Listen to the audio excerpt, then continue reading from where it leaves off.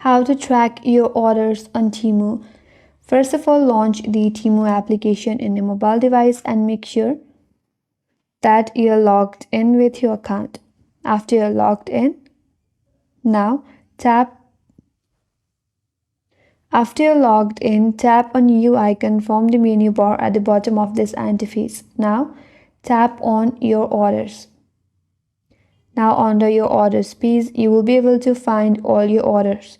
But in case if you're not able to find your orders, on the same page they'll have one button or option that says self-service. To find order, tap on it.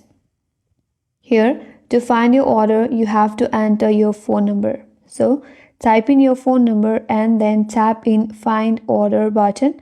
After that, you will be able to find or track your orders in Temu. Also, there are another way you can try to find your order. You can either enter your email address or your order ID or your payment information. So these are all the options that you can choose according to your preferences to find or track your orders in Temu after you enter it. And that's how you can track your orders on Temu. And that's all for this video. Hope this video was helpful. If you're new to our channel, consider subscribing. And thanks for watching. Stay tuned for more videos.